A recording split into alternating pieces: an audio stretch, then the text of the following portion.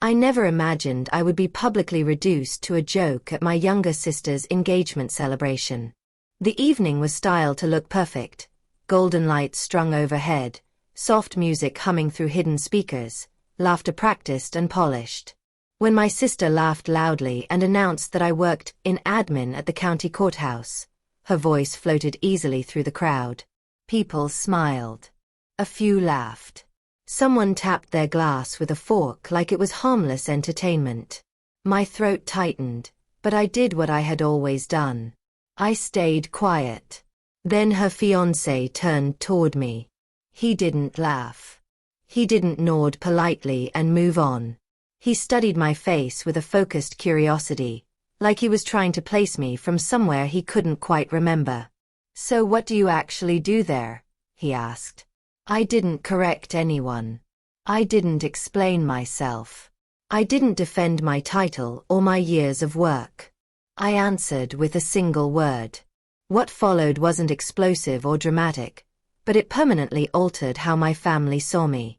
My name is Elena Brooks, and my family has always loved tidy definitions. The kind that fit neatly into conversation and don't invite deeper questions. My sister Madison was always the impressive one. Confident. Magnetic. The type of person who naturally became the center of attention. People listened when she spoke. People remembered her stories. I was the opposite. Quiet. Dependable. The one who worked at the courthouse. That phrase followed me everywhere. Holiday dinners, birthdays, random phone calls from relatives who barely knew me. "So you're still doing admin work?" They'd ask with a smile meant to sound supportive. "Yeah," I'd reply. And the subject would shift. What they never noticed was how intentionally invisible I became around them. Not out of shame, but because explaining myself always made things uncomfortable. My accomplishments unsettled people, especially Madison. So I learned to soften my language, minimize my role, and let them believe the smaller version of me. It kept everything peaceful. At family gatherings, nothing changed. Madison spoke, and the room leaned toward her. My parents listened closely when she discussed her career, her plans, her future. When I spoke, forks scraped plates. Someone refilled a glass. It wasn't cruelty. It was routine. And routines are powerful. There was only one person who ever noticed. My cousin Rachel. She saw the late nights, the serious calls, the way my posture changed when work came up. She never pressed me, never exposed me. Sometimes she'd just squeeze my hand under the table, a quiet reminder that I wasn't unseen everywhere.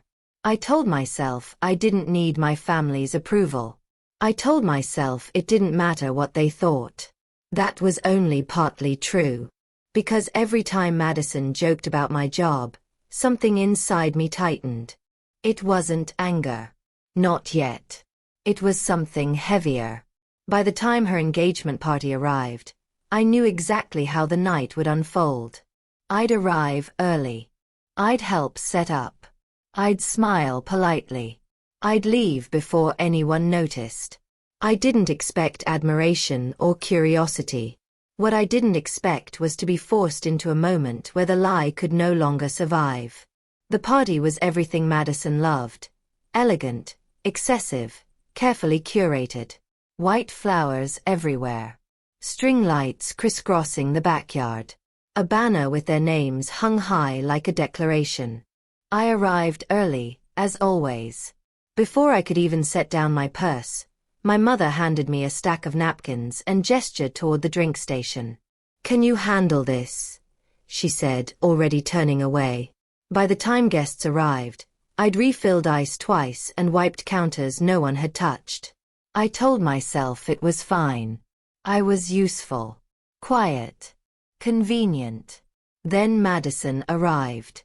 She stepped out of the car glowing, her engagement ring catching the light like it demanded attention. Guests crowded around instantly. Compliments flew. Photos were taken.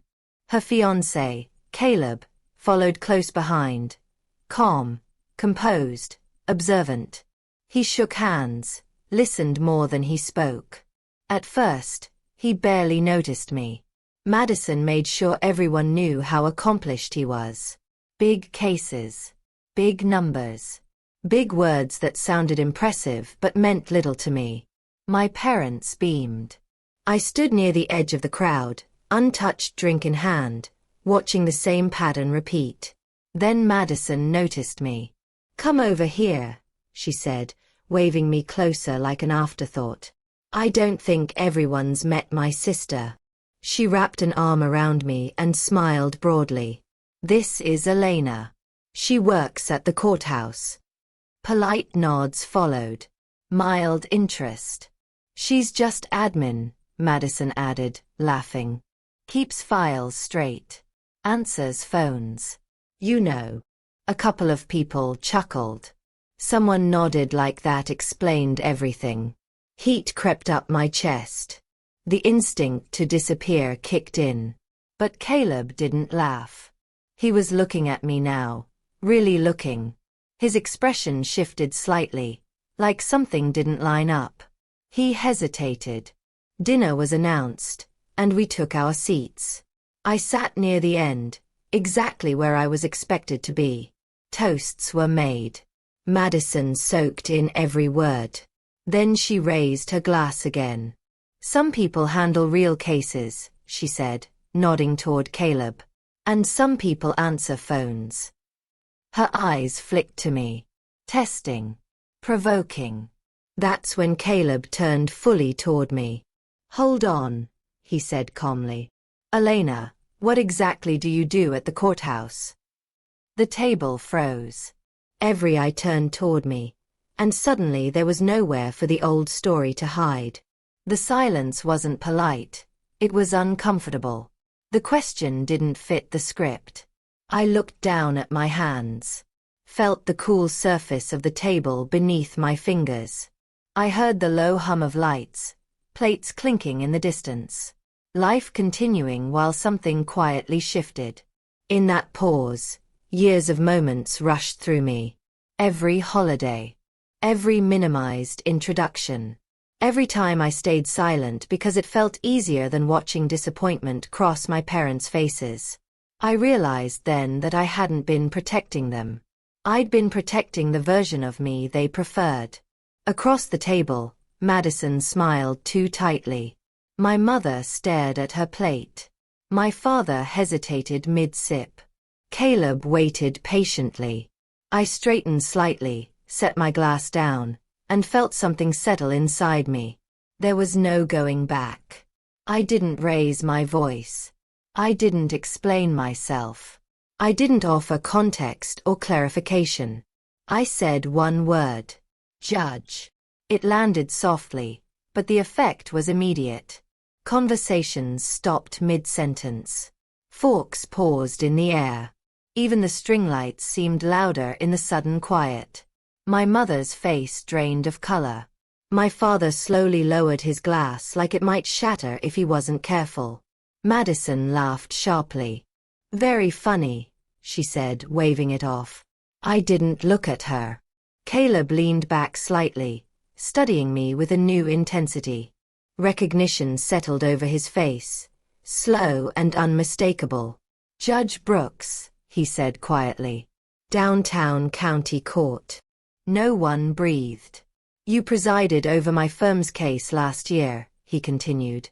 "The corporate dispute. I stood in front of you multiple times." Madison's smile froze.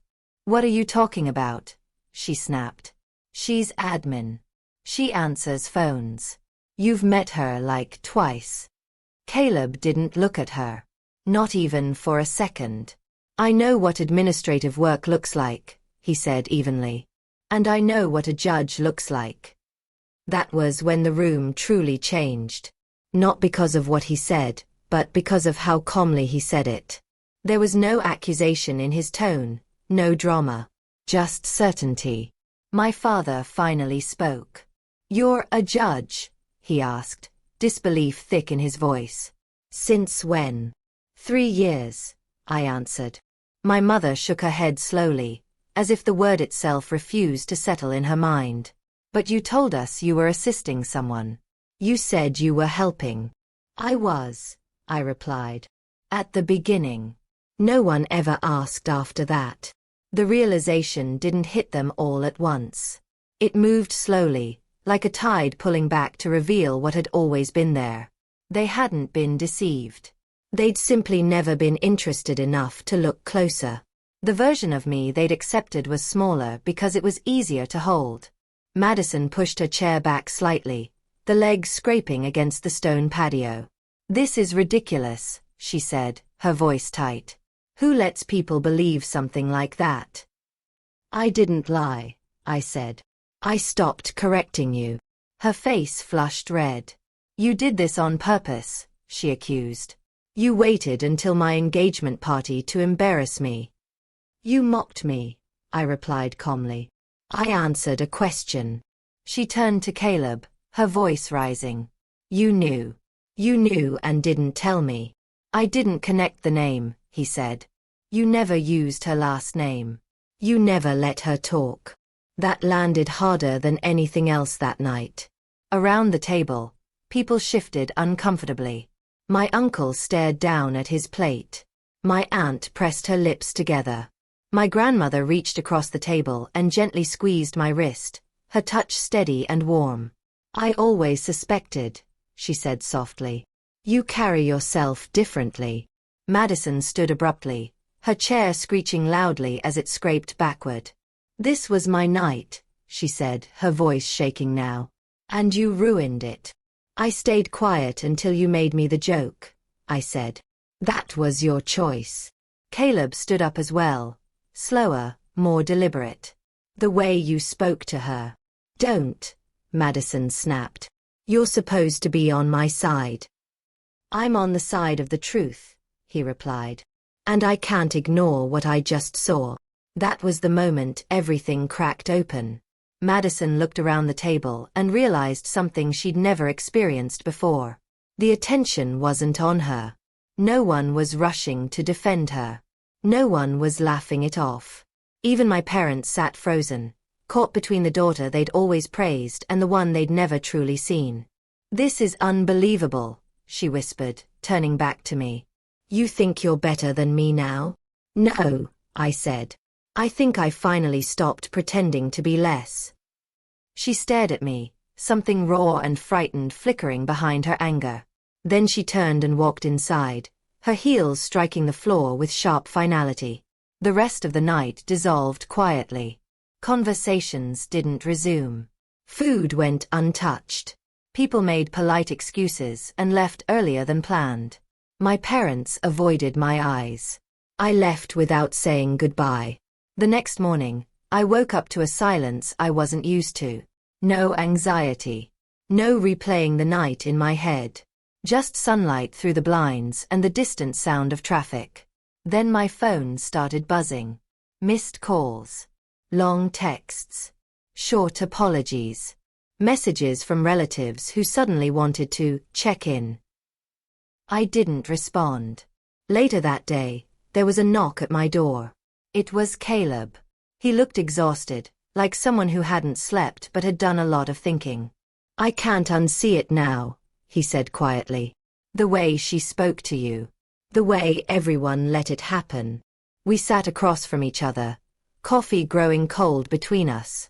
He didn't defend her. He didn't ask me to smooth things over. I don't know what this means for us yet, he admitted. But I know I can't ignore it. A few days later, Madison showed up unannounced. No makeup. Hair pulled back. No performance. I was scared, she said finally. Of being ordinary. Of being second. I was never competing with you, I told her. Nothing was fixed overnight. But something shifted. My parents started asking questions and actually waiting for the answers. Family dinners felt different. Quieter. More honest. I used to believe that staying silent was the same as being kind. I was wrong. Silence didn't protect anyone. It just taught people how small they were allowed to make me. And I finally stopped giving them permission. Moral lessons. Sometimes the lesson isn't about proving people wrong. It's about refusing to keep shrinking so others feel comfortable. If you've ever stayed quiet to keep the peace, downplayed your growth to avoid tension, or allowed yourself to be mislabeled because correcting it felt exhausting, know this. Your silence was never humility, it was survival. You don't owe anyone a smaller version of yourself. Not family, not friends, not the people who benefit from underestimating you. Growth doesn't need permission, and truth doesn't need volume to be powerful. Speak when it matters, stand firm without cruelty, and remember that being seen may cost you comfort, but it will give you back your dignity.